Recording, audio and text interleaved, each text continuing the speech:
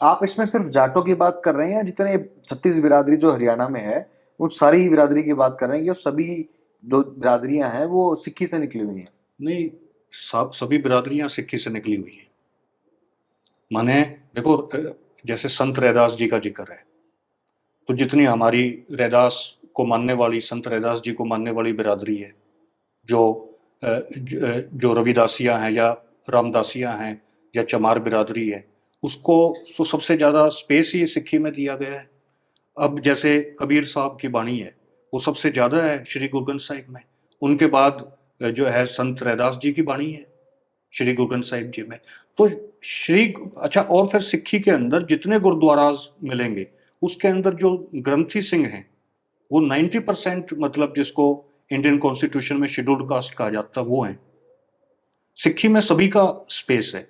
जाटों का तो जिक्र मैं इसलिए कर रहा हूं क्योंकि आपने एक तो जाटों का जिक्र किया, जी। तो इस वजह से वो बात थोड़ी सी लंबी खिंच गई। और दूसरा ये है कि ये भी सच है कि भाई जो जाट कम्युनिटी है वो सबसे ज्यादा ब्राह्मणिकल ऑर्डर में आके बिगाड़ कर रही है।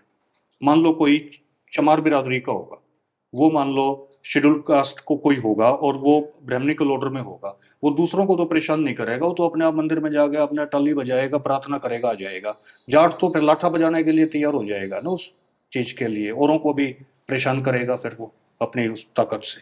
तो इसलिए जाट जो है वो ब्राह्मणिकल ऑर्डर से निकलेगा तो समाज में ज्यादा परिवर्तन होगा। अब देखो, मेवात के अंदर दंगा ये कराना चाह रहे थे, जाटों ने कहा नहीं, दंगा नहीं होने देंगे, तो सारी सोसाइटी रुक गई उस चीज के लिए। तो जाट की जो फोर्स है, जाट की जो एनर्जी है, उसका हमें पॉजिटिवली इस्तेमाल करना चाहिए। और जब जाट की फोर्स का, जाट की एनर्जी का पॉजिटिव इस्तेमाल होना शुरू होगा तो अदर कम्युनिटीज को भी लिए भी सौखा हो जाएगा काम, उनके लिए भी आसान हो जाएगा। तो ये एक स्ट्रेटजी का भी मसला है कि जाटों को समझाओ तो औरों को भी समझ में आएगा। अच्छा, उसमें ये नहीं है कि भाई सिक्की में कोई जाटों का है, नहीं, सिक्की में तो एक सरोसाजी वार्ता है। उसमें तो बाबा फरीद की भी बाणी है जो मुस्लिम थे। उसमें तो जो श्री दरबार साहब की जो नींव रखी थी वो साईं मियां मीर ने रखी थी जो मुस्लिम थे। जो अमृतसर में जिसे दरबार साहब कहा जाता है, या जिसे आप गोल्डन टेम्पल कहते हैं, हरमिंदर हरमिंदर हरमिंदर साहिब गुरुद्वारा, श्री हरमिंदर साहिब, उसकी नींव साईं मियां मीर ने रखी थी जो मुस्लिम फकीर थे।